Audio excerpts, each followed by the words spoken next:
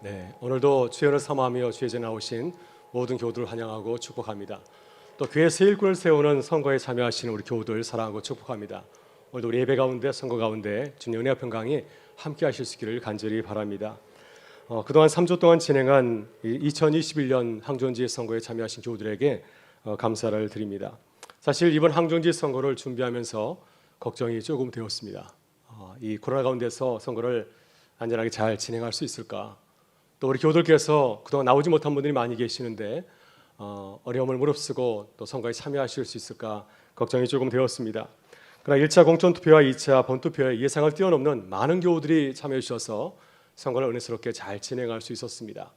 또 우리 교우들이 질서 있게 투표에 참여해 주셔서 안전하게 1차와 2차 투표를 잘 마칠 수 있었습니다. 오늘 항전직 선거 마지막 날입니다. 오늘 선거를 위해서 이제 몇 시간 남지 않았는데요. 당부의 말씀을 드립니다. 오늘 3차 본투표는 1차, 2차 투표의 결과에 따라서 진행합니다. 지난 2차 투표에서 우리 교회는 장로 1분, 그리고 안수집사 13분, 권사 19분을 이제 피택을 하였습니다. 협동장로 1분, 협동 안수집사 1분, 그리고 협동 권사 3분은 시무 허락을 받았습니다. 감사를 드리고요. 오늘은 공천자 가운데서 이제 장로 5분, 그리고 안수집사 2분, 그리고 권사 6명을 선출하는 투표를 진행하고 있습니다. 따라서 오늘 투표하실 때 투표지에 장로 5분, 안수집사 2분, 권사 6분을 동그라미 표시를 해주시면 감사하겠습니다. 그래야 교회의 일꾼을 세울 수가 있습니다. 만일 1분이나 2분 적게 기록하게 되면은 투표율은 올라가지만 그러나 당선율은 내려갈 수밖에 없습니다. 그래서 꼭 이렇게 5 정원대로 표기를 부탁을 드리겠고요. 또한 지난주일 투표를 살펴보게 되면은 정원 이상으로 많이 표시한 분들도 계십니다. 다 세워야 된다 하는 마음으로 모두 다 동그라미를 치신 분도 계십니다. 안타깝게도 그 표는 무효표가 되었습니다. 그래서 오늘 투표하실 때 꼭 정원 수대로 투표해 주시면 감사드리겠습니다. 오늘 투표에서 교회가 정한 인원보다 더 많은 분들이 또 당선될 수가 있습니다. 장로는 3분의 2, 그리고 또 안수집사와 권사님들은 가반수 이상의 표를 얻으면 당선될 수가 있습니다. 만일 정원 이상으로 이제 당선이 됐을 경우에는 다득 투표자 그리고 연장자 순으로 피택이 됩니다. 이 점을 유념하시고 또 기도해 주시면 감사드리겠습니다. 한 가지 안타까운 소식을 드립니다. 지난주 장로 공천 후보자 가운데 한 분이 사퇴 의사를 표하였습니다. 교회가 안타깝게 생각하고 또 임시당에서 사퇴를 반려하였지만은 그러나 끝까지 또 본인의 뜻을 고수해서 사퇴를 받아들이게 되었습니다. 이 점을 우리 교우들께서 이해해 주시고 양해해 주시고 또 교회를 위해서 또 우리 후보자를 위해서 여러분 기도해 주시면 감사드리겠습니다. 그래서 계속해서 주의 몸된 교회를 함께 섬길 수 있도록 기도해 주시면 감사하겠습니다. 여러분 이번 항전지 선거에 참여해 주신 거 감사를 드리고요. 이번 선거를 통해서 우리 교회가 새 일꾼과 함께 어려움을 잘 극복하고 그리고 새 일을 행하는 교회가 될 수 있도록 계속해서 기도해 주시면 감사드리겠습니다. 오늘은 삼위일체 주일입니다. 교회력에 따르면 성령 강림 주일 다음 주일을 삼위일체 주일로 지킵니다. 왜냐하면 성령께서 이제 마지막으로 오순절 성령 강림 사건을 통해서 우리에게 오셨기 때문입니다. 따라서 삼위일체 주일은 태초부터 지금까지 또 영원까지 우리의 구원을 시작하시고 이루어가시는 성부 하나님, 또 성자 하나님, 성령 하나님의 구원 사역을 기억하고 기념하는 주일입니다. 그래서 오늘 하루 우리 함께 하시는 삼위 하나님을 생각하면서 또 기뻐하고 감사하는 하루가 될 수 있기를 주의 이름으로 축원합니다. 오늘 삼일체 주일에 함께 나누는 말씀은 삼일체 하나님의 모습을 보여주는 이사야의 소명 이야기입니다. 여러분 이사야 선자는 이렇게 예배 드리는 가운데서 예루살렘 성전에서 제사하는 가운데서 환상으로 거룩하신 하나님 임재를 보게 되었습니다. 놀라운 경험을 하였습니다. 지극히 높으신 하나님께서 보좌에 앉아 계시는 모습을 친히 목도하게 되었습니다. 이사는 그가 본 환상을 이렇게 소개하고 있습니다. 왕의 보좌가 있었고 그곳에 이제 지극히 높으신 하나님께서 앉으셨는데 그의 옷자락이 온 성전을 뒤덮고 있었습니다. 그리고 빛나는 천사 스랍들이 하나님의 보좌를 맴돌고 있었습니다. 스랍들은 6개의 날개를 가졌는데 2날개로 자신의 얼굴을 가리고 2날개로 자신의 발을 가리고 그리고 2날개로 날고 있었습니다. 하나님이 앉으신 그 왕자이 보좌 위를 날면서 서로 노래를 주고받으면서 찬양하였습니다. 그 찬양의 내용이 무엇인가요? 거룩하다 거룩하다 거룩하다 만군의 여호와여 그의 영광이 온 땅에 충만하도다. 그때 이사야는 성전 바닥이 흔들리는 것을 느꼈고 성전 안은 연기가 가득한 것을 보았습니다. 성전에 가득한 거룩하신 하나님의 임재를 경험한 이사야는 순간적으로 자신의 부족함을 깨닫고 이렇게 고백하였습니다. 화로다 나여 망하게 되었도다. 나는 입술이 부정한 사람이요 나는 입술이 부정한 백성 중에 거주하면서 만군의 여호와이신 왕을 배웠음이로다. 이사야는 예배 가운데 거룩하신 하나님의 그 임재를 느끼면서 자신의 죄를 깨달았습니다. 주의 눈으로 자신의 모습을 바라보니 어떠하였습니까? 나는 의인이 아니라 아주 비참한 죄인의 모습을 갖고 있었습니다. 그래서 그는 절망하였고 내가 망하게 됐다고 고백하였습니다. 그때 스랍달 가운데 하나가 제단에서 타고 있는 숯을 하나 가져다가 이사야 입술에 대면서 그에게 말하였습니다. 보라, 이 숯이 내 입술에 닿았다. 내 죄가가 사라지고 내 죄는 용서받았느니라. 이사야가 하나님의 놀라우신 제2 용서연을 깨닫게 되었을 때 주의 음성을 듣게 되었습니다. 삼위 하나님께서 천상에서 어전의 일을 하시면서 서로 의논하고 말씀을 나누었습니다. 내가 누구를 보내며 누가 우리를 위하여서 갈고. 이사야는 하나님의 말씀을 듣고 마음이 감동되어서 자원하여서 말씀하였습니다. 내가 여기 있나이다. 나를 보내소서. 내가 여기 있습니다. 나를 보내주옵소서. 하나님은 이사야의 고백을 들으시고 친히 말씀하였습니다. 9절 보게 되면 가서 전하여라. 이렇게 하나님께서는 환상 가운데서 삼위일체 하나님의 모습을 이사야에게 보여주시고 이사야를 세상 가운데로 파송하였습니다. 그렇다면 왜 하나님께서는 이사야에게 거룩하신 하나님의 영광을 보여주었을까요? 왜 이사야를 세상 가운데 파송하였을까요? 오늘 우리가 묵상한 이 말씀은 예배 가운데 일어나는 놀라운 사실을 우리에게 증거하고 있습니다. 하나님께서 우리를 부르셔서 주의 영광과 임재를 보게 하시고 또 은혜를 체험한 후에 우리를 세상으로 파송하십니다. 왜 주님은 우리를 예배의 자리를 부르셔서 거룩하신 하나님을 만나게 하였을까요? 그리고 우리가 이곳에 계속해서 머무는 것이 아니라 왜 우리로 하여금 다시 세상으로 가라고 말씀하실까요? 이 시간 우리를 부르시고 은혜를 주신 후에 세상으로 파송하시는 주의 말씀을 듣고 깨닫기를 원합니다. 그리고 우리를 부르시고 파송하신 주의 음성을 듣고 이사야처럼 기쁘게 고백하고 순종하는 교회가 될 수 있기를 간절히 바랍니다. 먼저 하나님께서 우리를 부르시는 것은 주의 백성이 죄로 말미암아 멸망하게 되었기 때문입니다. 본문 1절을 보게 되면 하나님께서는 이사야를 선지자로 부르시기를 분명히 말씀하고 있습니다. 여러분, 하나님께서 이사야를 부르신 때가 언제인가요? 본문 1절 말씀은 이렇게 시작하고 있습니다. 우시야 왕이 죽던 해에 내가 본즉 주께서 높이 들린 보좌에 앉으셨는데 그의 옷자락은 성전에 가득하였고. 하나님은 언제 이사야를 불렀습니까? 우시야 왕이 죽던 해에 그를 선지자로 부르셨습니다. 왜 하나님께서 이사야를 부르시면서 그때를 우시야가 죽던 해라고 분명히 밝히고 있을까요? 역사적으로 보게 되면 유다의 우시야 왕이 죽던 해에 그동안 강성하였던 이제 유다가 몰락의 길을 걸어가기 시작하였기 때문이었습니다.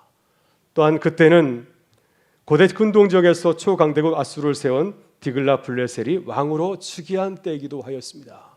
그래서 우시야 왕이 죽던 해는 연예가 아니라 매우 중요한 의미를 담고 있습니다. 장차 유다에게 이 말 엄청난 위기의 상황과 또한 패망의 그림자가 드리워진 그런 중요한 해였기 때문이었습니다. 왜 하나님의 백성 유다가 우시야 왕이 죽을 때 서서히 몰락하게 되었을까요? 그것은 우시야처럼 유다가 하나님 앞에서 무서운 죄를 범하였기 때문입니다.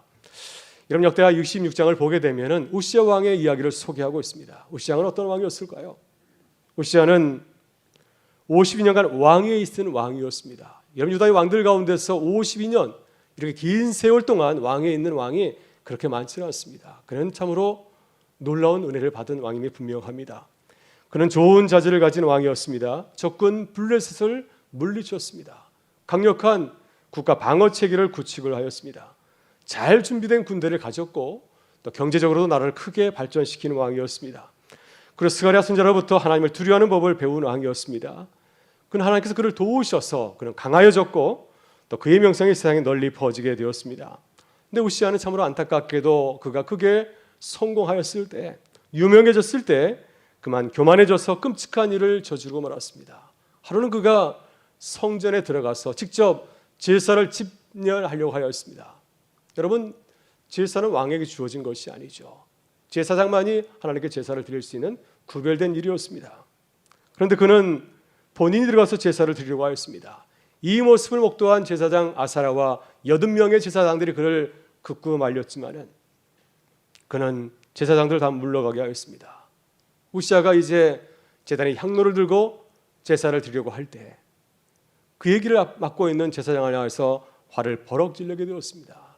그가 화를 지르고 또 제사를 집례하게 될 때 바로 그 순간에 그의 이마에서 나병이 시작되고 말았습니다. 그래서 그는 나병 환자가 되어서 평생 왕궁에 격리된 채로 살아갔습니다. 여러분, 우시아는 하나님이 세우신 왕입니다. 그러나 그는 교만하여서 하나님의 말씀을 무시하고 행동하다가 나병에 걸려서 평생을 격리된 채로 살아간 슬픈 왕이었습니다. 따라서 하나님께서는 이 우시아를 유다에게 하나님의 경고로 말씀하고 있는 것입니다. 여러분들도 우시아와 같은 길을 걸어갔습니다.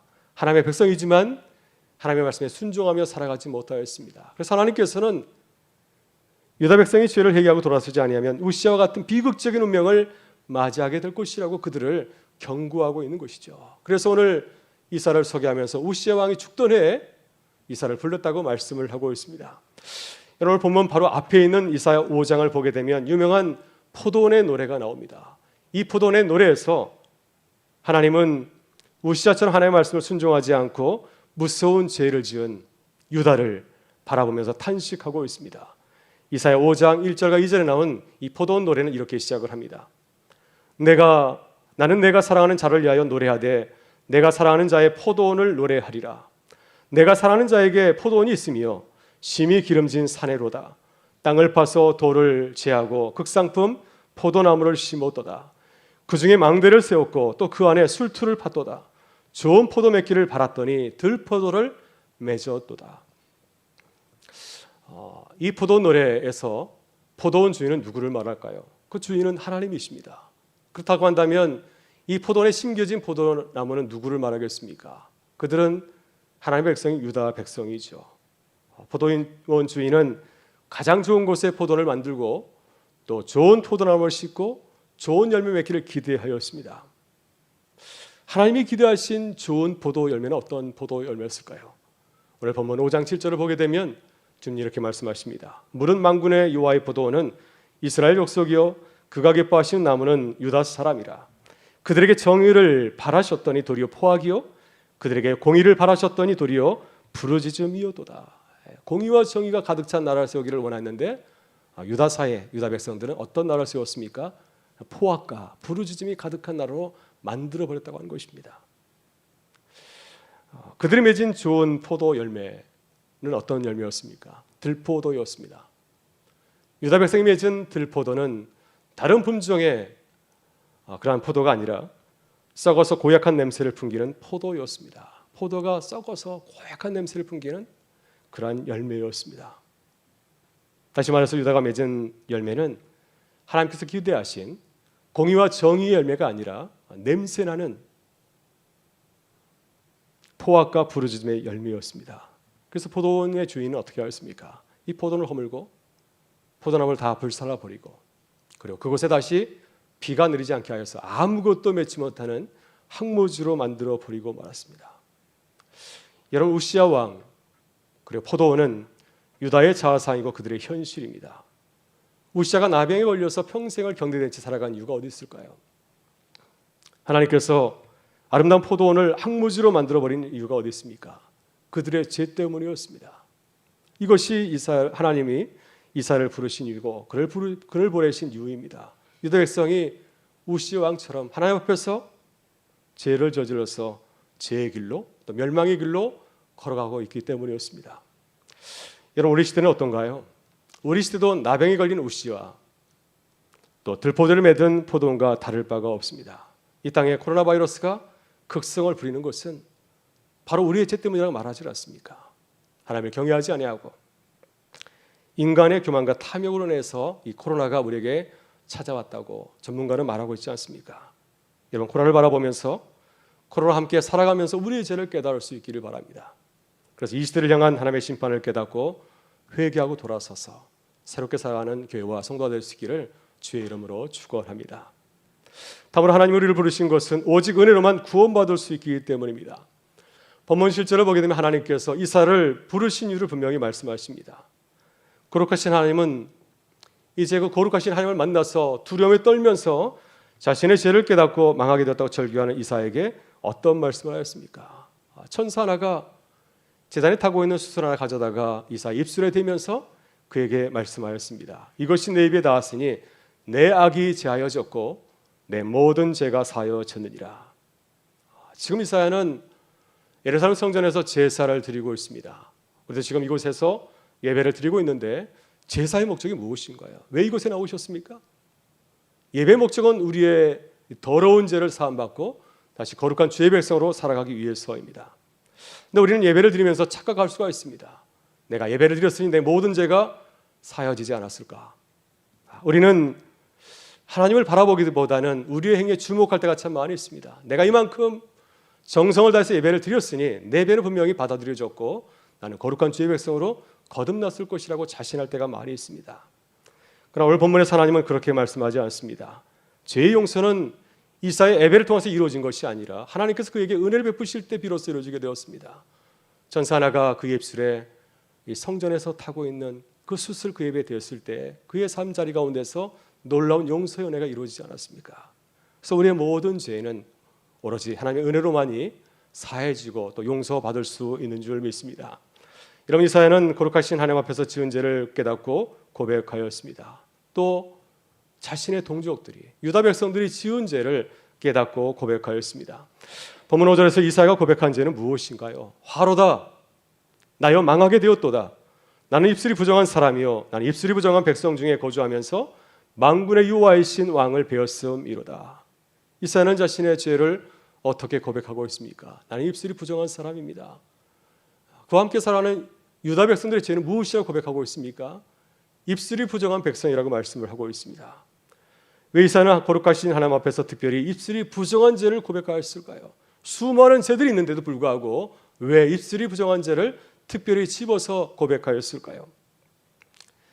입술이 부정한 죄는 우리가 입술로 짓는 죄는 우리의 대표적인 죄이기 때문입니다. 우리의 모습을 돌아보게 되면 우리는 입술로 하나님을 경외하고 높이고 찬양하기보다는 주님을 원망하고 불평할 때가 참 많이 있습니다. 또 세상에 살아가면서도 내 이익을 위해서 이웃을 속이고 거짓 증거할 때가 참 많이 있습니다. 함께 신앙생활을 하면서도 내 의를 드러내려고 나를 높이려고 이웃을 악한 말로 비방하고 저주하는 것을 즐길 때가 많지 않습니까? 이것이 우리가 날마다 짓는 죄가 아닌가요? 또 우리가 함께 살아가고 있는 이 사회, 이 교회, 이 공동체가 짓는 죄가 또한 이것이기도 하지 않습니까? 하나님께서는 제단의 숯불로 이사야의 부정한 입술을 사하시면서 말씀하였습니다. 너의 무서운 죄가 다 사여졌다 말씀하십니다. 그래서 우리는 죄 가운데서 늘 주의 은혜를 사모해야 될 줄 믿습니다. 주의 은혜만이 우리를 죄의 백성에서 의로운 주의 백성으로 거듭나게 하시는 놀라운 능력이, 구원의 능력이 있기 때문인 줄 믿습니다. 여러분, 청년 시절 바울도 죄인 중에 죄인이었습니다. 죄인 중에 기수였습니다. 그는 십자가에 달린 예수님을 거짓 메시아로 알고 주를 비방하고 저주하지 않았습니까? 자신의 지식을 믿고 자신의 경험을 믿고 부활하신 주님을 늘 저주하며 비방하며 살아갔습니다. 다메섹 도상에서 주님을 만나게 되었고 그의 눈에서 비늘이 벗겨지게 되었을 때 비로소 주의 은혜로 부활하신 주님을 바라보고 만나게 되었습니다. 주의 은혜가 그에게 임하였을 때 그의 인생은 달라지게 되었죠. 그의 입술은 저주하는 입술이 아니라 축복하는 입술로 바뀌게 되었습니다. 고린도서 13장을 보게 되면 바울은 이제 고린도 교회를 섬기는 가운데서 고린도 교회 교인들에게 무엇을 노래하고 있나요? 그리스도인을 저주하고 핍박하였던 그 바울이 하나님의 사랑을 노래하고 있습니다. 내가 사람의 방언과 천사의 말을 할지라도 사랑이 없으면 소리나는 괭가리가 되고 내가 애원하는 능력이 있어 모든 비밀과 모든 지식을 알고 또 산을 옮길 만한 모든 믿음이 있을지라도 사랑이 없으면 내가 아무것도 아니요 내가 내게 있는 모든 것으로 구제하고 또 내 몸을 불사르게 내줄지라도 사랑이 없으면 내게 아무 유익이 없느니라. 주의 은혜가 아니면 나는 아무것도 아니라고 그는 담대하게 고백하고 있습니다. 여러분, 주님의 은혜가 임하게 되었을 때 사도 바울은 입술로 저주하는 인생이 아니라 비방하는 자가 아니라 하나님의 사랑을 전하는 전도사로 새롭게 거듭나게 되었습니다. 바로 여기에 우리가 주의 은혜를 간절히 사모해야 되는 이유가 있는 줄 믿습니다. 하나님의 은혜가 임하게 될 때 죄를 벗어만 살아가는 것이 아니라 주의 사랑과 주의 은혜를 전하는 사람으로, 교회와 성도로 새롭게 거듭나게 될 줄 믿습니다. 이 놀라운 주님의 은혜를 깨닫고 이 은혜를, 이 구원의 복음을 증거하는 교회와 성도 될 수 있기를 주의 이름으로 축원합니다. 마지막으로 하나님께서 우리를 부르시는 것은 말씀을 선포하는 자로, 예언자로 우리를 삼으셨기 때문입니다. 본문 8절 하나님은 이사야를 부르신 이유를 분명히 밝히고 있습니다. 하나님께서는 죄로 말미암아 멸망의 길을 걸어가고 있는 유다 백성들을 바라보면서 말씀하였습니다. 누가 우리를 위해서 갈고 누가 이 백성을 위해서 주의 말씀을 전할 수 있을까? 이사야가 주의 부르심에 순종할 때 주님께서 어떤 말씀을 당부하였습니까? 가서 이 백성에게 하나님의 말씀을 선포하라. 9절 말씀에서 이렇게 그를 당부하고 있습니다. 하나님께서 우리를 부르신 이유가 무엇일까요? 왜 우리를 예배자로 부르셨습니까? 주님께서 우리를 예배자로 부르신 것은, 주의 백성으로 삼으신 것은 우리를 세상에 파송하기 위해서입니다. 가서 하나님의 말씀을 전하기 위해서 우리를 부르신 줄 믿습니다. 그러나 우리는 성전에 늘 머물고 싶어합니다. 주님과 함께 있고 싶어하고 세상에서 나가는 것을 두려워하지 않습니까? 여러분, 변화산상에서도 제자들이 주님의 놀라운 영광스러운 모습을 보게 되었을 때 그들은 어떻게 말했습니까? 이 모습을 빨리 가서 사람들에게 전해야지, 이렇게 생각한 것이 아니라 이곳에 초막셋을 짓고 함께 거하자, 영원히 있자 말씀하였습니다. 초대교회 성도들도 오순절 성령 강림의 놀라운 일을 경험하고 계속해서 예루살렘에 머물고 있었습니다. 그러나 이것은 주님의 뜻이 아닙니다. 주님께서 그들에게 놀라운 성령을 부어주신 것은 무엇인가요? 가서 이 말씀을 세상 가운데 널리 증거하게 하는 겁니다. 예루살렘에 머물지 아니하고 온 유다와 사마리아 땅끝까지 가서 복음을 전하고 선포하는 증인의 삶을 살아가게 하는 것, 이것이 그들에게 성령의 놀라운 은혜를 부어주신 이유인 줄 믿습니다. 하나님께서 우리를 세상으로 파송하시는 이유는 무엇인가요? 하나님께서 이사야를 왜 유다 백성에게 보내시는 것입니까? 그것은 주의 백성들이 말씀을 깨닫고 살아가지 못하고 죄 가운데 살아가고 있었기 때문입니다. 본문 9절과 10절을 보게 되면 하나님은 이사야에 주신 그 사명이 얼마나 힘든 사명인지를 역설적으로 말하고 있습니다.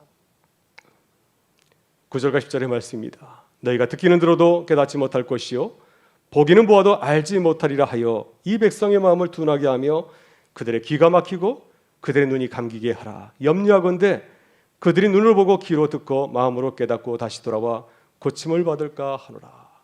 이 말씀의 요지는 무엇입니까? 유다 백성도 주의 말씀을 깨닫고 돌아오지 못하도록 어렵게 말하라고 하는 것입니다. 깨닫지 못하게 하라. 이 놀라운 역설적인 복음의 내용을 담고 있습니다. 하나님의 진짜 뜻은 무엇일까요? 정말로 주의 백성들이 주의 말씀을 깨닫고 돌아오기를 거부하시는 것이겠습니까? 히브리 성경을 헬라어로 옮긴 70인역 성경은, 그러니까 처음으로 히브리어를 헬라어로 옮긴 첫 번역 성경인 70인 성경은 오늘 본문에 따라서 주어진 주의 말씀을 해석하여서 새롭게 이렇게 전하고 있습니다. 너희가 참으로 들을 것이나 깨닫지 못할 것이다. 또 너희가 참으로 볼 것이나 알지 못하리라. 이는 이 백성의 마음이 살쪘음이며 그들이 그들의 귀로 잘 듣지 못하게 되었고 그들의 눈으로 달아버렸음인데 그들이 눈으로 보고 귀로 듣고 마음으로 깨달아 돌이키지 않기 위함으로 그러면 내가 그들을 고쳐야 할 것이다. 이사야가 아무리 말씀을 잘 전하여도 유다 백성도 주의 백성들이 그 말씀을 깨닫지 못할 것이라고 하는 것입니다. 이사야가 가서 회개와 심판의 말씀을 전하지 않았습니까? 그들은 깨닫지 못하였습니다. 아니 좋은 날에 무슨 회개며 무슨 심판인가 하면서 이사야의 말씀을 듣지 못하였습니다. 그들이 듣지 못한 이유가 무엇인가요? 그들의 욕심으로 그들의 눈과 귀와 마음이 멀고 닫혔기 때문이었습니다. 이런 10년 특세에서 나눴던 사무엘상 3장을 보게 되면 사무엘의 시대를 이렇게 말씀하고 있습니다. 이 사무엘이 엘리 앞에서 여호와를 섬길 때에는 여호와의 말씀이 희귀하여 일상이 흔히 보이지 않았더라. 주의 말씀이 들리지 않았습니다. 그래서 주의 말씀에 순종하면서 주의 뜻대로 살아가지 못하게 되었죠. 그래서 하나님께서는 어린 사무엘을 불러서 시대를 깨우기 위해서 그를 부르시고 그에게 은혜를 주시고 그를 이제 세상 가운데 나가서 전하게 하신 것이었습니다. 여러분, 이사야 시대가 그러하였습니다. 나라는 점점 몰락의 길을 걸어가고 있는데 주의 백성들은 이 때를 분별하지 못하고 회개하고 돌아오지 못하였습니다. 여러분, 우리 시대도 그렇습니다. 홍수처럼 말씀이 쏟아져 나오고 있습니다. 유튜브를 보게 되면 주의 말씀이 쏟아져 들리고 있지만 그러나 사회는 어떻습니까? 점점 세상은 눈과 귀를 닫고 마음을 닫고 들으러 가지 않습니다. 청년들은 교회를 떠나고 있습니다. 많은 사람들이 이 코로나 가운데서 가난 족속이 되어가고 있지 않습니까? 본문 13절을 보게 되면 하나님은 이사야에게 매우 부정적인 말씀을 전하고 있습니다. 그의 살기 얼마나 힘든 것인지를 이렇게 말씀하고 있습니다. 그 중에 10분의 1이 아직 남아있을지라도 이것도 황폐하게 될 것이다. 주의 말씀을 들은 사람이 10분의 1 남아있다 할지라도 그들마저도 결국은 떠나게 될 것이라고 말씀하고 있습니다. 그러니 하나님께서 이사야에게 당부하신 그 사역이 얼마나 힘들고 어려운지를 하나님은 강조해서 말씀하고 있습니다. 그럼에도 불구하고 하나님께서는 우리에게 가서 말씀을 전하라고 하십니다. 죄로 죽어가는 주의 백성을 보라 말씀하시고, 그러나 여전히 주의 은혜 안에 구원의 은혜가 남겨있음을 보고 깨달으라고 말씀하십니다. 또 내 생각대로 말씀 전파의 결과를 속단하지 말고 가서 믿음을 가지고 전할 것을 당부하십니다. 왜냐하면 하나님께서 우리를 통해서 죄로 물든 백성들을 다시 깨우고 또 그들을 구원하신 역사를 이루어가고 있기 때문입니다. 여러분, 오늘 우리는 이 항정지 선거를 마치게 됩니다. 오늘 3일째 하나님께서는 새 일꾼을 세우는 우리에게 이렇게 말씀하십니다. 누가 우리를 위해서 갈고, 주의 말씀을 듣고 우리가 어떻게 대답해야 될까요? 새 일꾼을 세우는 우리 교회가 어떻게 대답해야 되겠습니까? 이사야처럼 대답할 수 있기를 바랍니다. 내가 여기 있나이다, 나를 보내소서. 하나님께서 이사야를 우시아가 죽던 해에 그를 부르신 것처럼 하나님께서 정말 어려운 시대에 우리를 부르셨습니다. 코로나로 지쳐있는 시대에 우리를 부르셔서 복음을 전하라 말씀하시고요. 또 우리 교회 역사 가운데서 가장 어려운 때인 교회적으로 어려움을 겪고 있는 이 시대에 우리를 부르셔서 교회를 다시 세우고 다시 복음을 전하라고 말씀하십니다. 이 시간 우리를 부르신 주의 말씀을 듣고 결단하는, 순종하는 교회와 성도들이 되실 수 있기를 바랍니다. 그래서 우리를 통하여서 세상이 다시 복음을 듣고 죽기로 돌아오는 부흥의 역사가 다시 시작될 수 있기를 주의 이름으로 축원합니다. 다 같이 일어나셔서 함께 찬양하겠습니다.